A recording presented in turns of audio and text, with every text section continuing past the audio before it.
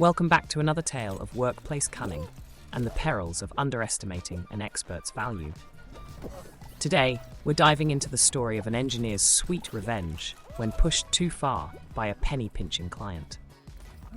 I worked for a company that provides specialized equipment used in manufacturing.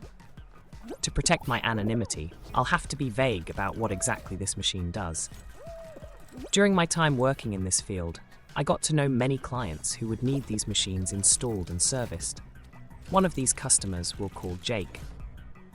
I later left the company too for a different job, but Jake apparently kept my number.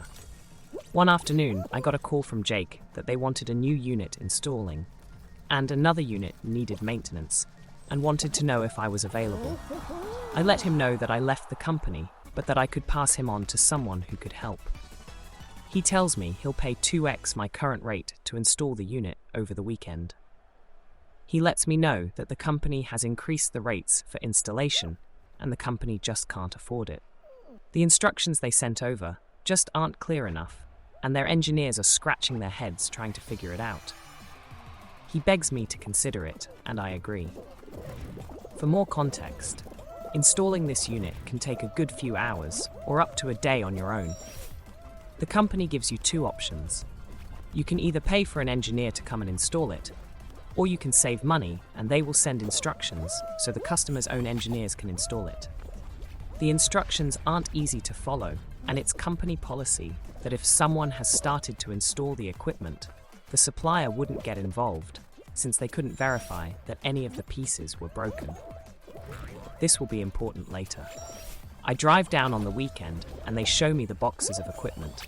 I set to work and I make good progress installing the unit. Around 6 hours in and I'm stopped by Jake, who greets me. I let him know I'm nearly finished and he tells me, "Sorry, but they just don't have the budget to pay you." He understands my frustration, but his engineers can take it from here. To say I was frustrated was an understatement. I wanted revenge.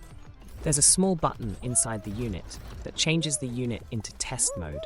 This is done to perform maintain on the unit, but it's impossible to configure the unit with this button pressed. It's only possible to reach this button using a pin, so it's not easily pressed during installation. Because of this, the installation instructions don't mention it. There's no real way of telling the equipment is in test mode, it just won't work normally. I think you can guess where this is going. I click the button, collect my things and leave. Monday morning, I get a call from Jake. I declined. I knew my old company wouldn't get involved since I already started installing the unit. I knew his engineers would never figure it out. I just had to let him stew. A few days later, with many missed calls, I finally pick up. Jake is furious. He asks me where the hell I've been and why I haven't been picking up the phone. He tells me they can't figure it out how to configure the machine, and they need my help. I tell him, "Why is this my problem? You won't pay me." He told me he was sorry, and they would work something out if I could get there as soon as possible. I told him, "Oh no, you're going to pay me PS 7,000 up front before I do anything." I'd never felt this powerful before.